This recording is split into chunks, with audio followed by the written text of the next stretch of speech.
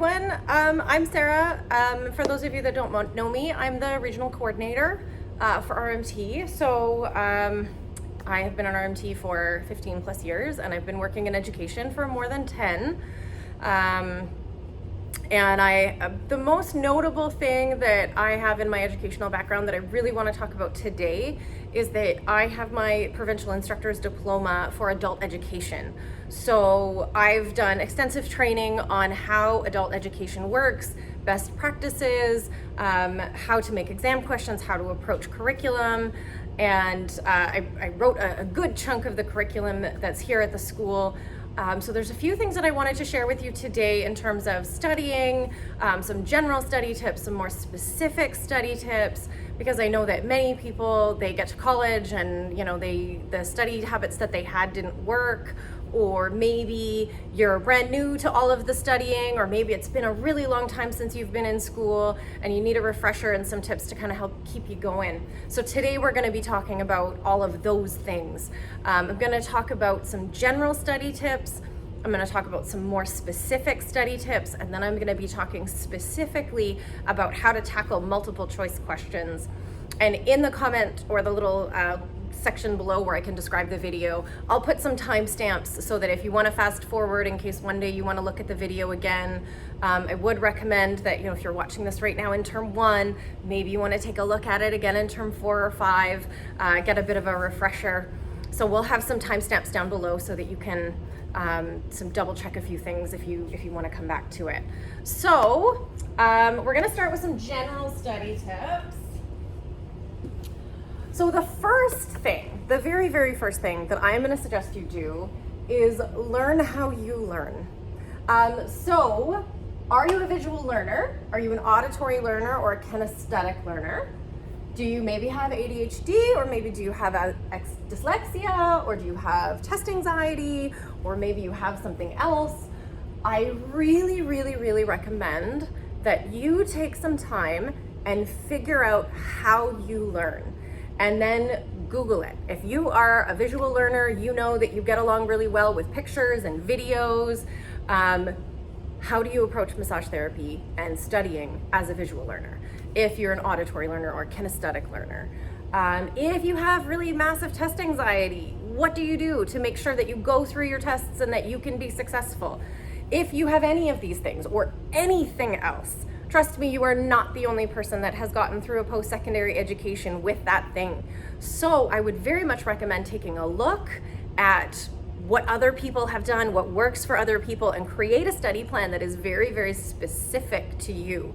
Have a really good understanding about how you learn, and that will help you when you are studying, knowing what you should be doing and what you should not be doing. But I would really, really recommend taking time to invest learning how you learn. And if there is something that you know about yourself and how you learn, then figure out the best way forward with that thing.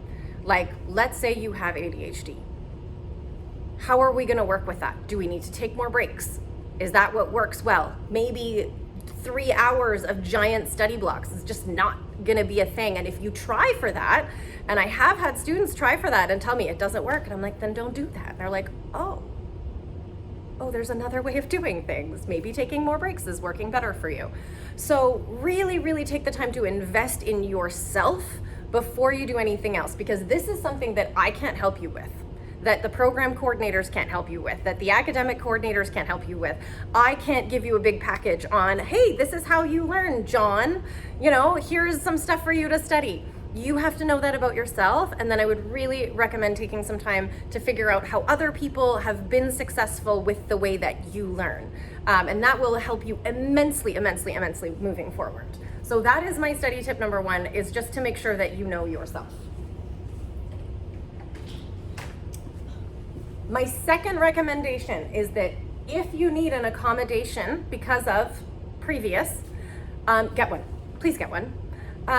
We have had students that have come to the program coordinators here or come to myself and say, but I don't want to be different. I don't want to go into a little room and do my tests because I don't want to seem like, the weird one in the class that has to go and do stuff. And I remind them that, is your goal to be the cool kid? Or is your goal to be an RMT? If your goal is to be an RMT and being in a small room without any distractions helps you, then you should do that. And at the end of term 1, I would hate for you to come to me and say, oh man, I probably got caught like 5% or 10% better on every single one of my tests if I had been in the little room and just kind of swallowed my pride a little bit, or what people might think of me, and just done it. And you know what? No one cares. If you go to the little test room so that you are having less distractions when you do your tests, or if you need more time and you have a doctor's note to say, hey, this is what I've got and this is what I need, no one in your class will judge you for that. No one. And if they do judge you for it, that is a reflection of them, not a reflection of you. So if you need an accommodation, please, please, please do not be shy about getting one. I would much rather you do that early and have all of the supports that you need, rather than start having issues where you're starting to become less successful than you really could be if you had just asked for that accommodation. Might seem very straightforward to a lot of people, but you would be surprised at the number of people that we have had come to us and say, actually, I know I should have an accommodation, but I would rather not have one because I just don't want to be that student. Please be that student. It makes you a better RMT, and that is a wonderful, wonderful thing. So second thing, The third thing I want to talk about is the difference between active recall and passive recall. A lot of our studying that we do is passive recall if we're not paying attention. If I am just reading a book and I'm not engaging with it in any way, then I am probably encouraging passive recall. Passive recall is when someone is like, what is that muscle that attaches to your acromion process? And you're like, oh yeah, what is that one? And you can't come up with it. And then someone says, coracobrachialis, and you're like, yeah, that was the muscle, that's right. You recognized the answer once you heard it, but you couldn't come up with it on your own. So if you want to come up with that answer on your own and not just recognize the correct answer, then you need to engage with your material in a very similar way. So read part of your textbook and then cover it up, and then ask yourself, what did I just read? And see if your brain can come up with that information. And if you know you're going to do that, your brain is far more likely to go, oh, okay, I have to remember this and I have to sort this in a way that I have to have access to it later, because I know that I'm gonna do this active recall instead of just having to recognize it later. If your brain knows it just has to recognize this information one day, it will sort accordingly. If it knows that it has to come up with and produce that information, it will sort accordingly. So I highly recommend that when you are studying, you interact with your material with active recall and go, okay, I'm just gonna cover it up. If you're reading the A&P textbook, cover up your paragraph and go, what did I just read? What was that? And just paraphrase it to yourself, see how many facts you can come up with, read it again. Maybe you need to cover it up a second time or a third time or a fourth time, but make sure that you are reading and interacting with your material in a way that your brain knows that it has to come up with that information on its own. It makes test life so much easier, I promise.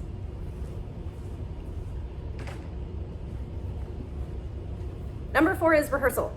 So you have to do things again and again and again and again. Unless you are one of those magical people that can read something once and it sticks in your brain for forever and ever and ever. And I'm very, very envious of those people. I'm not one of those people. You're gonna have to do it again and again and again and again. So, the first time you're probably going through it is with your teacher. Then they're probably even getting you to practice that information in class. They may have reviews. You are reviewing at home. You may have to review at home a couple of times. With MSAC, I know that people use flashcards and go over and over and over and over again to make things a little bit easier for them to remember later. You need to do it more than once. Again, unless you're one of those magical people that don't need to do it more than once, and in which case I'm very, very jealous of you. Step number 5 is sweep. You see how big I made this one? I put it in the largest font that could fit here.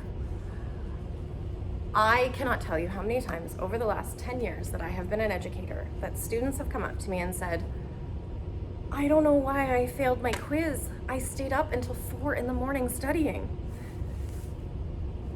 That's why.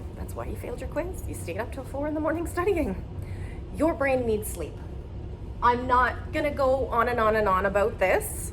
You can see my little other emoji there. If you are this guy, your brain does not work, okay? There is so much study that has gone into sleep and memory. And if you are this guy, you don't have a great memory situation happening. If you are this guy, your memory works much better. So if you are not sleeping, you are not committing that information that you have in your brain to long-term memory. If you hit REM sleep, that is when your brain sorts everything from that day and goes, okay, this needs to go into long-term, this we can get rid of. We don't need to know that the siren went by, that there was an ambulance in traffic. We can get rid of that memory. But this stuff with MSAC, this stuff with ANP, this stuff we need to remember and sort into long-term memory.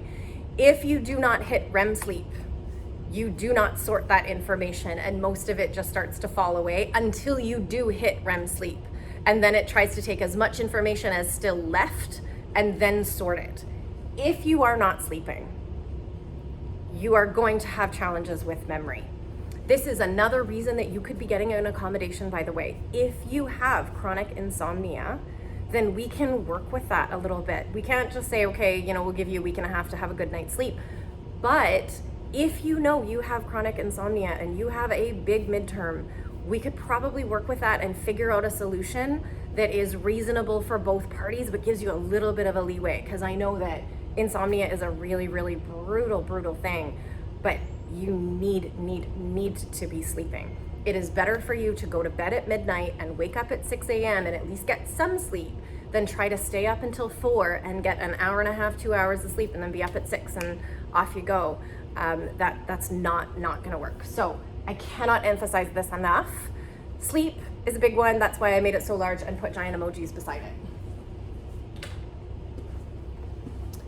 All right, I want you to stay organized and I want you to prioritize your hardest subjects first. So you should be keeping track of your marks and knowing where you are in the class as you go. My campus has all of it laid out. If there's an issue with my campus, please bring it to the attention of a coordinator as quickly as you possibly can. But you need to know how you're doing in each subject, and then you need to prioritize accordingly. So some people, lots of people, tend to pick the subject that makes them feel most competent, makes them feel most comfortable, because I'm good at that subject. So I'm really good at PD, so that's where I'm gonna focus my time. If you're getting 96% in professional development and you are standing at a 68 in anatomy and physiology, you need to stop studying for PD. You're gonna be fine, you're gonna pass, you're gonna get the grade that you need, but you need to start prioritizing your non-school time on your anatomy and physiology section. Otherwise, it doesn't matter if you get 100% in professional development if you get 68% at the end of the course in A&P, right? Your PD course is not gonna help you in your A&P course. So if you're retaining the information from PD really well just from being in class, then maybe that's not where we put all of our outside time, because time is a finite resource. We only have so much of it. And people really don't like starting with the subject that makes them feel the most uncomfortable, that makes them feel the most, frustrated. So that's where we need to be putting our time. And I do have tips for this a bit later if this is a struggle for you. But I really want you to be aware of how you're doing in each class. I really want you to be able to take that information and then prioritize and reprioritize as needed.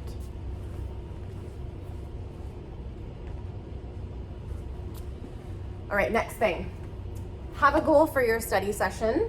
If your subject feels like an overwhelming challenge, then your goal should be to come up with 3 to 5 specific questions for you to get answers to. So this is a continuation of the previous slide. If your brain knows what you are supposed to be learning, your brain is far more likely to hold on to that information. So if I tell my brain, okay, I really want to learn how the blood clotting process works. And then when you're reading through A&P and you get to the blood clotting process, your brain will be like, this is the thing that I was supposed to be learning today. This was our big focus. So your brain is more likely to hang on to that information and really connect with it because it's looking for it.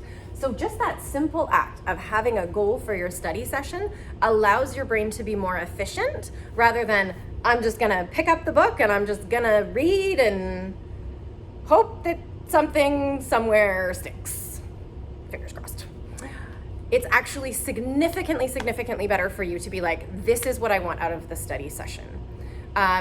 So if you're really frustrated and you're like, oh, this subject makes me want to cry. And believe me, I did that when I was in school over research class. 100% cried a lot. I think a lot of us did in my 10, 15 years ago. Hopefully your research class is much better and does not make you cry, but mine definitely was a big challenge. And then when I did it again in my master's degree, I also cried. So it happens to everybody.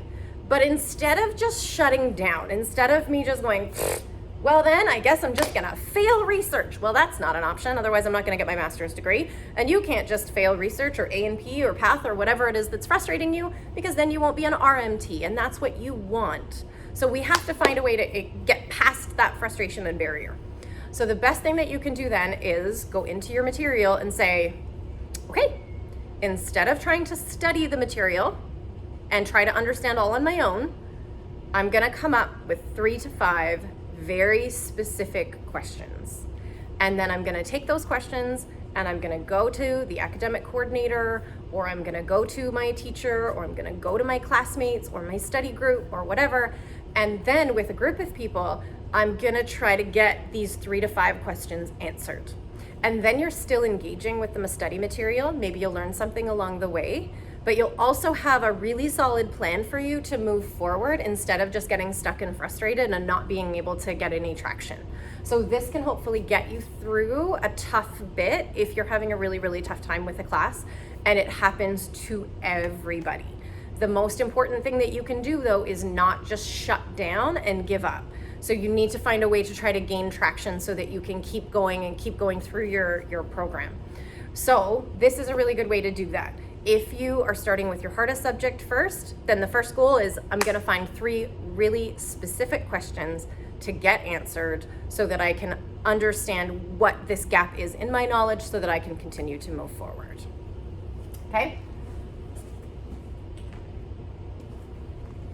All right, now we're gonna move into specific study strategies. So that was some more general stuff. This is much more specific.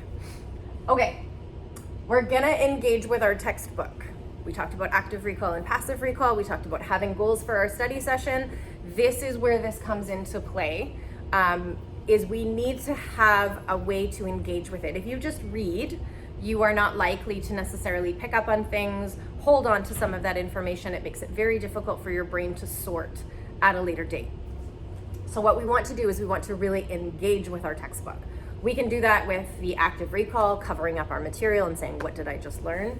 But there's a couple things in your textbooks that you may just kind of skip over, but they're actually fundamental parts of education, and that's why they're there. So particularly in your anatomy physiology textbook, there are objectives. There are little things above the section or at the top of the chapter that will say, this is what's gonna be in this next section. And if you read that first and you take a moment to really process that, again, your brain will look for that information when it reads that section. So we really want to start with our objectives and read those first. What is in this section? What should I be taking out of it?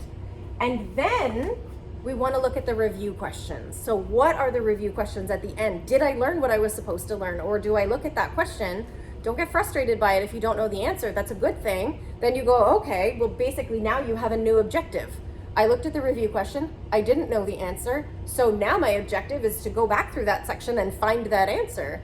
And then hopefully it'll be more likely for it to stick in your brain later when you're doing a test. But review questions in your textbook, that's not the only time that they're there. You might see objectives at the beginning of your slides, and you might see review questions at the end of your slides. Any of your other textbooks, there might be review questions, midway through the chapter or at the end of the chapter that you may want to take a look at.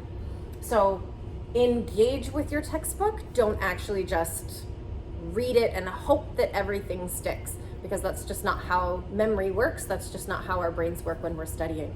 We need to know what we're looking for in a textbook, otherwise we won't remember every single detail.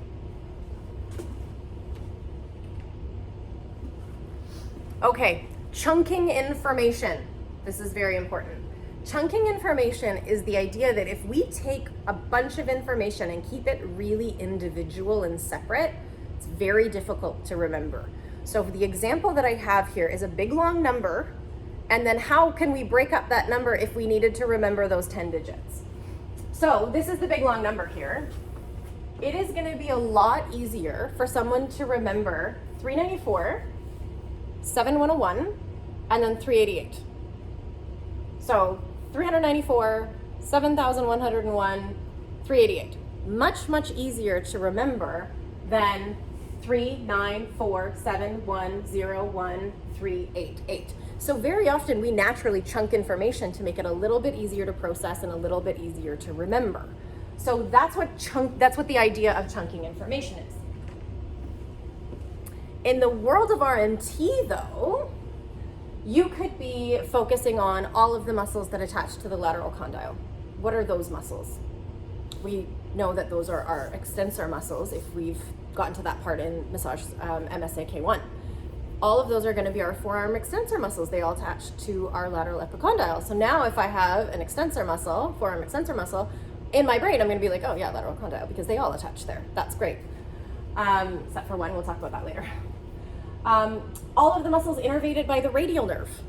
That's mostly the back of the arm.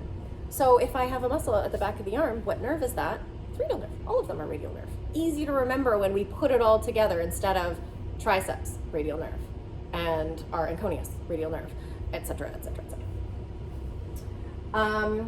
All of the pathologies where you can do active range of motion during acute. We might try to put all those together and chunk those together. Another way that we could chunk information when we're studying is maybe if we're going through MSAC and we're going through flashcards, we don't try to do 20 muscles in one go. Because by the time you get back around to that muscle that you were not 100% getting, you had 19 muscles in between that. So now you're going to look at it again and be like, oh, I still don't know. But what if you focused on 3 muscles? Just 3, just until you got those 3. And then once you got those 3 muscles, put them down, pick up another 3.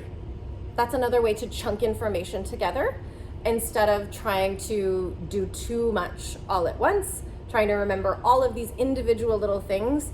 It might be much easier if we could kind of put things into small groups or small categories, and then our brain has a lot easier time remembering things. So look for chunking whenever you can.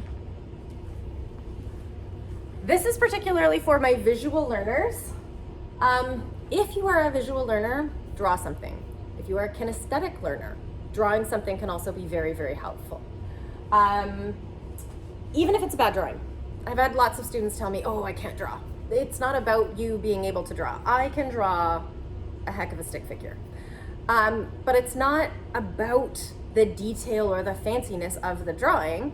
It's about the understanding the process and using drawing to help you. So if you could draw a bicep, and you can draw the points that it attaches to on either side, and maybe even just kind of the general shape of the tendon, the muscle, knowing that there's 2 bellies, drawing that. It doesn't even have to be something that you look at later and use it for studying later unless you want it to be. It could just be something that you draw over and over again to help your brain grasp where that muscle attaches to and what it does, how it's shaped, etc. I remember that I drew the digestive system in my high school, grade 12. I still remember it, that I had from the mouth and then over like 3 or 4 pages all the way down to the other end. And at each section, I wrote little notes about what was happening, what enzymes were going in, the different process. Paracelsus happens here, and this is where it turns into a bolus, and all that kind of thing. And I just made all these little notes, but it was over this very, very, very large picture. When I did my sexual health class, and I remember I labeled it a sperm's adventure, and I drew all of the pathway of a sperm and how that works. And that drawing really, really helped me out. Didn't have to be perfect. Doesn't have to be for someone else to see. It's just what is happening. So it's very, very great that you can use that in MSAC, A&P often, sometimes even in pathology. So anytime that you can draw something and you know that that's going to help you, I highly recommend it, especially if you are a visual or a kinesthetic learner. All right, finding different ways to interact with the information. So tell yourself a story, even if it doesn't make a lot of sense. Where did the white blood cell go? Where did the white blood cell start? Where did the white blood cell travel to? Who did it fight? You can tell yourself a silly little story, and because you're interacting with that information, more likely to stick later. When in pathology, do you know anyone with that pathology? You don't have to be close to that person. It could be like your neighbor's best friend that you met that one time. And what did they experience? What do you think they experienced? So if you associate it with that neighbor's best friend that you met that one time, and they have, let's say, Parkinson's disease, you may have only seen 1 or 2 symptoms. But if you go through the symptom list and you're like, oh, I bet you they had that and that and that. Oh, they probably had this other thing. Oh, maybe they got it around this age group because this is when most people get Parkinson's. Or if you get it a lot earlier, it tends to last a lot longer, but be more mild for a longer period of time. So if you associate all of that information with your neighbor's best friend, you're more likely to have that information stick. So any type of association that you can make with the material and engage with it, better off you're going to be. Yeah, there we go.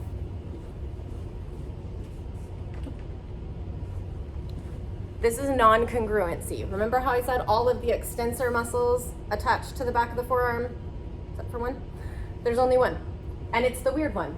And that is what non-congruency is we're looking for that weird one. We're looking for that one that's out. We're looking for that thing that's a bit different compared to everything else. So most pathologies affect women. It is an ongoing joke with me and a couple of different instructors that pretty much all the pathologies affect women more than men. There are a handful that affect men more than women. So those are the ones that you want to remember. Those are the ones that are different. And then if you ever get a question and you're like, I don't know if it's women more than men or men more than women, well, unless it's one of these like 10 out of all of the pathologies, it's probably women. So it makes things a little bit easier to remember. What is the one forearm muscle that does not attach directly to the lateral condyle? There's one that attaches above that. So that would be the weird one that you need to remember. Most of the forearm flexors are innervated by the same nerve, but who are the outliers? Most of them are the same, but there's a couple of outliers. So which are those outliers? If you can remember things that way, then you're doing a little bit of chunking while you're doing, okay, what are the exceptions to this rule? And those two things can go really, really well together when you're studying. All right. We're changing gears again a little bit. So those were our specific study strategies. Now we are talking about strategies for tests. Specifically, I am doing a test, or I'm about to do a test. If you are doing a long exam, take a mental break. Highly recommend it. Don't look around the room because then you'll get nailed for potentially trying to look at someone else's test. That's not good. But take a mental break. Just like put your head down, cover your eyes, whatever you want to do to just take a breather for a minute or two. Let your brain rest a little bit between questions. This is especially helpful if you're doing a final exam or a midterm. As you get into term 7 and 8, your exams get longer because we're prepping you for board exams. So trying to do a 2.5-hour test without a single mental break, not gonna go so great. So what we want is we want to take a moment where we're just like, okay, I'm gonna take a little break. I'm gonna think about like a funny meme that I saw or a cute little Instagram video or whatever. Just give yourself a little bit of mental break before you go back into it. Makes it a lot easier to continue on.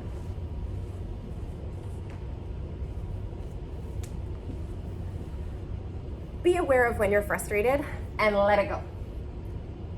There have been studies that have been done. Haven't been able to find the most recent one, but I did learn this when I was going through adult education.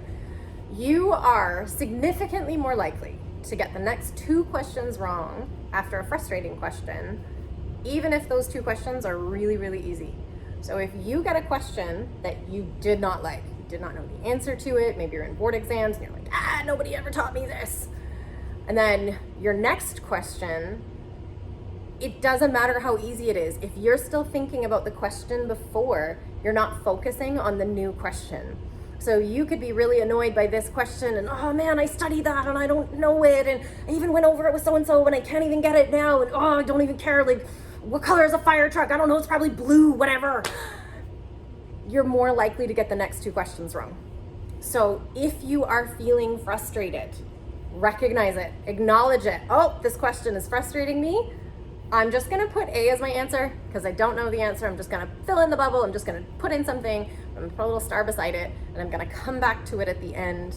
I'm gonna do my next questions without me getting super frustrated and focusing on this question for too long and, catastrophizing and I'm gonna be on this question for forever and I'm gonna run out of time. Leave it. Take a breath, put an answer, come back to it at the end. But don't sacrifice your next several questions because you're still thinking about that one that's driving you a little bit nuts.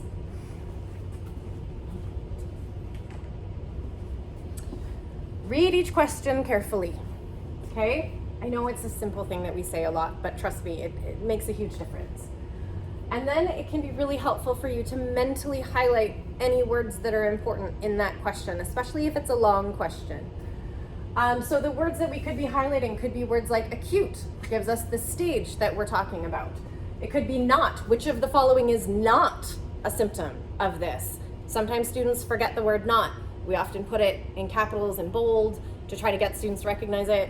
It is, because it's a negative word, it's natural for the brain to skip over it, which is why very often not, you'll see it in bold, in caps, underlined to try to draw attention to that word being there. So really focus on if it's a not question, which of the following is not this? Or maybe it's something like in youth. So now we're talking about a demographic. Okay, that demographic could be really specific to this question. Make sure, whatever it is, make sure you know what the important words are in the question. So you may need to read the question once or twice, really grab on to those really, really important words, and then answer your question from there. If you need to write directly on your midterm, I know we don't like that because we like to reuse the exams, try your best to erase. And if you really, really can't, then just let your instructor know, like, hey, I'm gonna be writing all over this, so you're gonna need to print off another one later, but make sure that yours is off to the side, just for courteousness for your instructor. It means that later we don't just take the huge pile of exams and then the next time we hand them out and someone's like, oh, this one has writing all over it. We know that we can put that one aside, we'll print off a new one, it's fine. Your testing experience and what you need to do in order for you to get the best mark is significantly more important than us having to print off an extra copy of the exam later. Just let us know, it's very helpful. All right, now we're gonna get into multiple choice questions, very specific. First thing I wanna talk about is that pretty much at the top of every single one of the exams that you're gonna do when it comes to multiple choice, it is going to say, choose the best answer, the best one. Not necessarily the right one, but the best one. And I'm gonna explain why. So, in classes like A and P, usually you're dealing with right or wrong. So it's really, really straightforward. Example, which of the parts of the cell is responsible for carrying DNA? If I say, like Golgi tendon, wait, no, that's a different thing. Anyway, I wasn't great at A and P. The Golgi organ thingy, sorry, it's been a really long time since I've been in A and P. If you talk to Nancy or Allie or one of your other A and P instructors, they will be geniuses at it. I swear sometimes people are talking Greek when I listen to them. But I could say the wrong thing. The point is that with that question, which of the following parts of a cell carries the DNA? There are right answers and wrong answers. If I say cell membrane, it's wrong. So very, very simple, straightforward situation. But very often we're gonna be asked for the best answer. This is very healthcare, massage therapy type thing related. So what is the best example of a home care plan for this patient? There are gonna be things that are gonna be fine. It's not gonna hurt them, but it's not necessarily gonna make them better either. So then we're talking about which one is the best one for this patient. Imagine I gave you a case scenario. So which one's the best one? The best representative of a demographic. So who is most likely to get this injury? A 23-year-old dancer or a 47-year-old hockey player? So, maybe the 23-year-old dancer is going to get that injury, but she might not be the most likely person to get that type of injury. So what is the best representative of a demographic that is likely to get that injury? What is the best form of assessment? We only have so much time when we're doing assessment. We can't do every single special test to every single patient. We know that most of those things would come back negative, but we need to be wise with our time and go, okay, I'm going to pick 2 or 3 because I think that these are going to be the best ones. They're going to be the most likely to give me good information.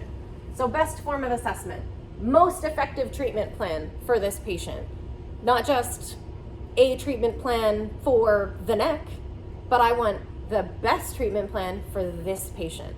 So this is very, very common in board exams, and most of your questions are going to be like this in boards, that there's going to be multiple different options and you're going to look at it and be like, but I could do all of these.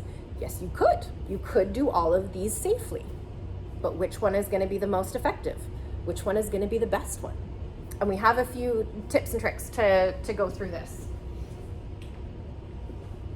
So the first thing that I'm going to go over is ruling in and ruling out options. And I've got an example here. Your patient has a grade 2 muscle strain in their right hamstring that occurred yesterday. Which of the following would be the most appropriate form of home care for this patient? A, heat, isometric muscle contractions and rest from activity. B, rest, ice, elevate. C, stretch hamstring, elevate and rest from activity. D, ice, pain-free active range of motion, mid-range, pain-free isometric contractions. Those are my 4 options. So the first thing I'm going to do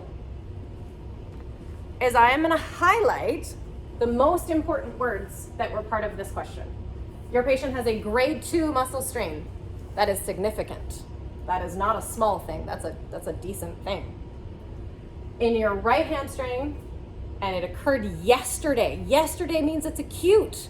So you're in a lot of pain. Imagine one of my patients was a softball player and he slid into first base and he ripped open his hamstring. He could barely walk the next day.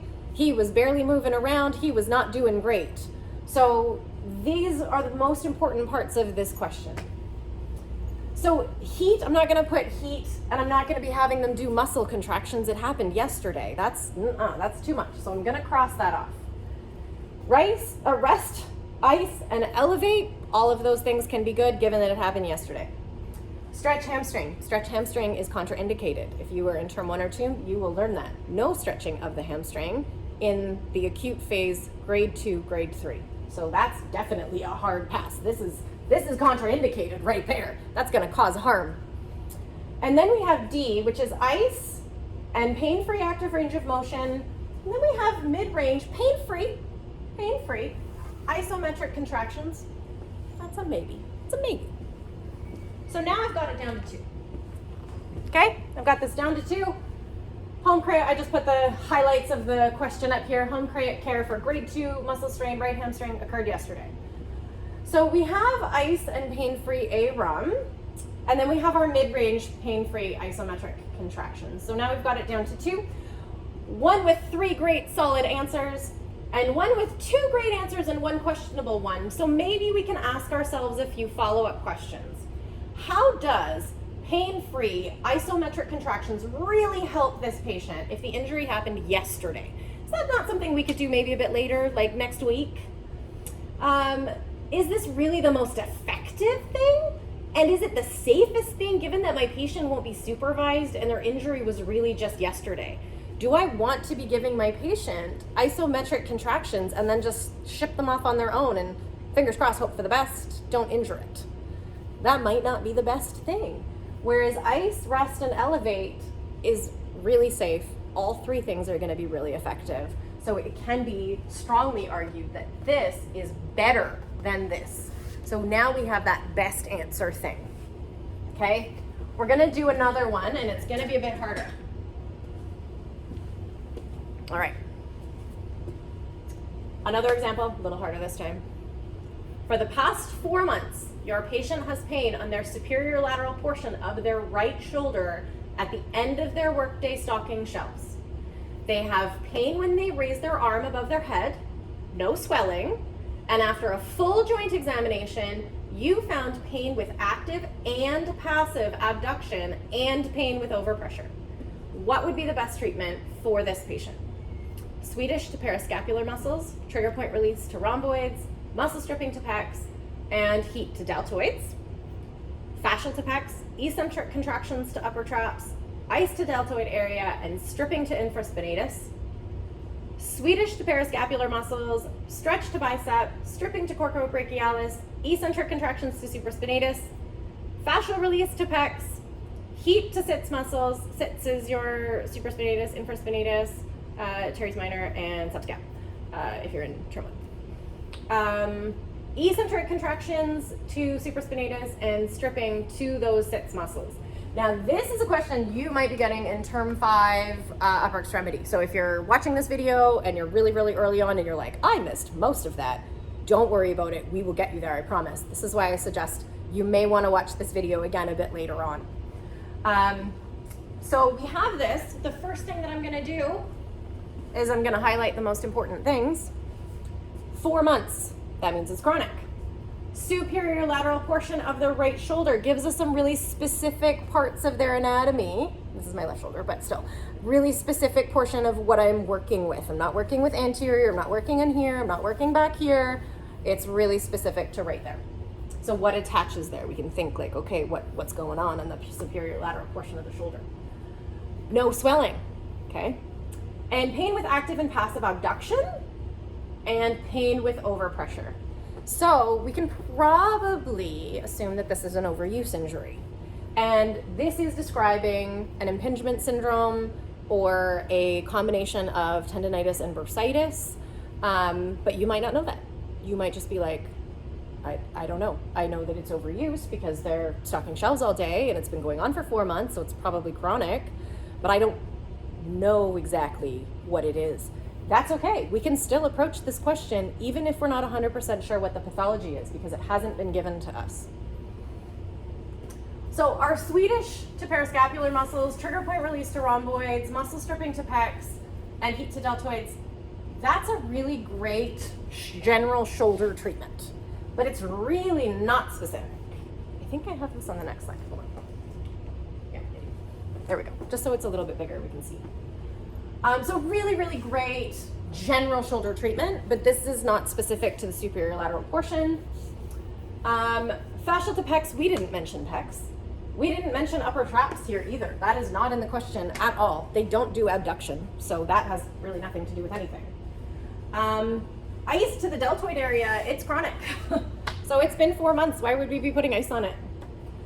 So this one, probably not great, but the stripping to the infraspinatus, yeah, okay, that attaches into the shoulder area, maybe not quite on the superior lateral portion, but infraspinatus is responsible for helping during abduction. It's responsible for grabbing onto the head of the humerus, pulling it in, and pulling it down so that that shoulder can actually abduct. And if infraspinatus is not doing its job, then it can actually create some stuckness at the top and a little bit of jamming there.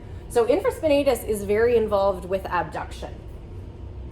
It might not be its prime mover, like its prime thing that it does external rotation, but it's largely responsible for some of the movement that happens in abduction. Again, you learn this in term 5. C, so Swedish to parascapular muscles, okay, fair enough, that's fine. Stretch to bicep, again, we're not doing anything with biceps. Biceps' main job is flexion of the shoulder, so that's probably not right. Stripping to coracobrachialis, okay, maybe. Eccentric contractions to supraspinatus, that's actually, pretty good. Supraspinatus is very much what we're gonna have at the top here. And then we've got D, so we've got fascial release to pecs, which is fine, it's not fantastic, but whatever. Heat to sits muscles, okay, it's chronic and we're talking rotator cuff, great. Eccentric contractions to supraspinatus, also great. Stripping to those 6 muscles, also great. And this treatment, other than the fascial release to pecs, would be really good for a tendonitis or bursitis, particularly for supraspinatus. So of these, we can rule this out, we can rule this out. This is just really general and isn't gonna do anything. And so this is where we end up. This is really, really specific. We can ask ourselves, like, we can go, okay, this is the most specific for this patient. So want to continue with that same thought. If you're still like, I don't know how you would get to D over the other options. There are a few questions that we can ask yourself if you're torn between a couple of answers. What would I say if my teacher marked this answer correct, but not the other one, and vice versa? You can ask yourself, I've had students that have way over justified their answer in the 4 options that they have, and they're like, but this connects to this, connects to this, connects to this, connects to this, so therefore this is the right answer. And I've replied with, do you think that every single student would get that in your class? Or do you think that there's a more direct thought process that is available here? So if you're trying really, really, really hard to come up with a roundabout way, and you know that the rest of the class, if you chose D, because you have your justification for D, and the rest of the class is gonna choose A, what is your teacher gonna say to that? So you can kind of use what would be the outcomes if I chose A and I had to argue this? If I chose D and I had to argue this? Which one is the most straightforward answer? Pick the most straightforward one. If it's a treatment or a home care question, which one would you give your patient if you only had 10 minutes to treat them before they had to leave somewhere important and they asked for the best you could do? So if you took a look at that previous question again, and your best friend was like, oh my God, my shoulder, and this is what I'm doing, and I'm stocking shelves, and it's been going on for 4 months, but I gotta go to work, I gotta leave right now. But can you give me a 10-minute treatment on my shoulder, just as quick as you can, but as your best work, your best that you can do? What treatment would you use? Would you use the really general treatment that's just kind of like rhomboids and pecs and delts, kind of upper trappish? Or are you going to use the sits one where you're like, I am stripping your infraspinatus right now. We're doing some exercises to your supraspinatus right now. We're getting really specific as quickly as we can, and then I'm going to send you off. Which one would you give your friend if you only had a few minutes to treat them? Also a really good way to approach OPs, by the way. If you're doing oral practical exams and you have to do a quick 10-minute treatment, what treatment would you do if your friend came in and said, I have to go in 15 minutes, but do the best treatment. Do that best treatment during your oral practical, you're good to go. Am I trying to convince myself or justify why this answer should be better than the other one? So sometimes students will do this too. They'll be like, no, because of this other weird roundabout thing, I should still be right. Because of a thing I read on the internet 10 years ago, I should still be right. If you're trying to justify your answer, probably not the right answer. You shouldn't have to fight that hard to get the correct answer. We don't do trick questions here. And I can say that as someone who has been largely responsible for a lot of the curriculum in this program. I do not advocate for trick questions. I don't like them. I don't want them here. They're actually a sign of poor education, because having a trick question is whether or not the student can identify the trick. And the golden rule of education and creating exams is, I just want to know what you know. That's it. I just want to know what you know. So I have no interest in tricking you. So if you think that this is a trick question and that's why the answer is A and not C or whatever, there's no trick. There's no trick. And if there is a trick, let me know. Let the program coordinator know. Let the academic coordinator know. Let the teacher know. Let somebody know. There should be no trick questions in this entire program, because it's a sign of poor education. It's a sign of a teacher trying to get you. We're not trying to get you. I just want to know what you know. So if you think you're looking at a trick question and that's why you're choosing your answer is because of the trick, no, there's no trick. Maybe something was accidentally, missed in a wording. Maybe we're talking in term 5 and we're talking about signs and symptoms, and maybe they said which of the following is a sign and there's a couple of symptoms listed.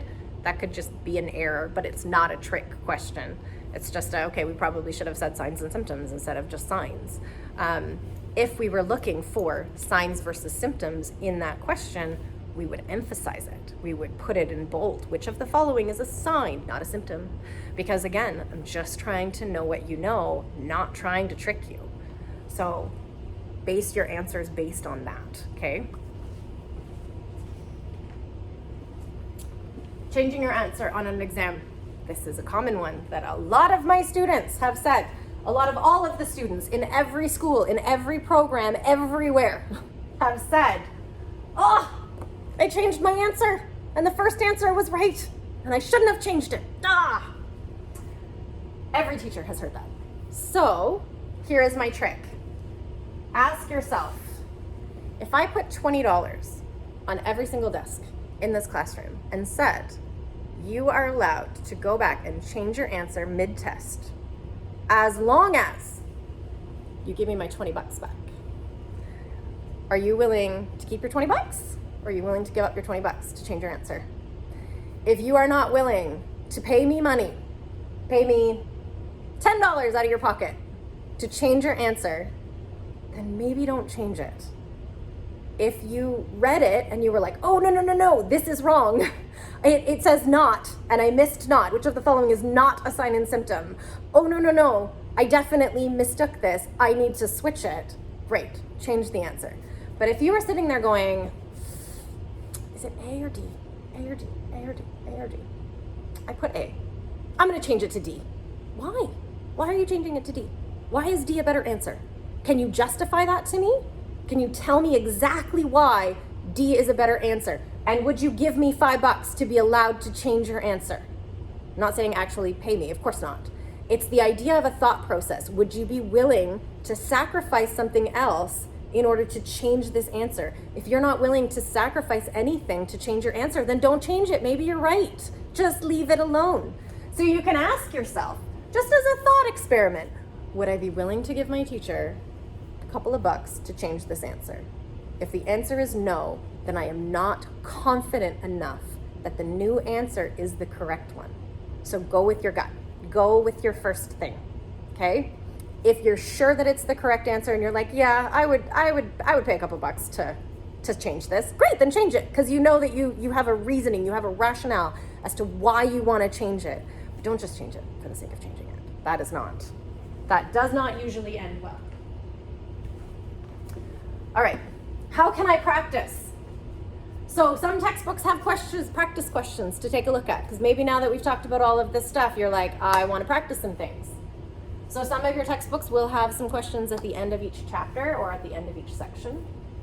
Another option is to make your own questions. And making your own questions is actually really helpful, because you go through and you have to justify why this is a better answer than this other answer. So you're actually going through the process of making sense of that critical thinking of like, why is this answer better than that answer? If I write 4 options for myself, why is it that a bicep stretch is not as good as eccentric contractions for the sits muscles? Why is that? So if you can make your own questions, it will actually help your brain with critical thinking and how to approach these questions in the future. And if you do that and you make some questions, you might want to switch with a friend. You maybe they have a few questions too. And when you go through them together, don't expect your friends to be perfect at making critical thinking questions. You might chat with them and be like, it came down between B and C for me, and I wasn't really sure why B was better than C, and maybe we could talk it out. And then that other person is like, oh, well, I put this because this was my thought process, so this one was better to me than this one. And it's like, okay, maybe then you have a counter justification to work through it. Don't expect it to be perfect when you're working with a classmate, but you can practice your clinical reasoning together. So just be non-judgy when you're with each other. Don't be shy about it and not being perfect at making multiple choice questions. That's not the point. You're not here to learn how to make multiple choice questions. You're here to learn how to do clinical reasoning and work through that critical thinking process. So pairing up can be really, really, really helpful. And that's it. Thanks for watching.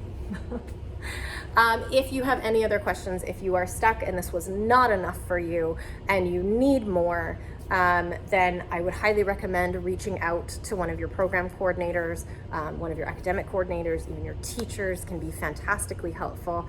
Your classmates can be wonderfully, wonderfully helpful too. Everybody has such a different, diverse background that, you know, it might just be a matter of like talking to the right person and coming up with the right idea.